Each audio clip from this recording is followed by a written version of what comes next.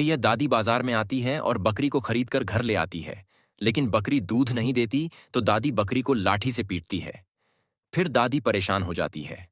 तभी दादी के दिमाग में एक तरकीब आती है और दादी बकरी को खूब सारे संतरे खिलाती है। फिर एक दिन बकरी बहुत सारा दूध देती है। दादी देखकर बहुत खुश हो जाती है और फिर दादी बाजार में दूध बेचने जाती है। तभी यह कार वाला दादी से टक्कर मार देता है और दादी मर जाती है।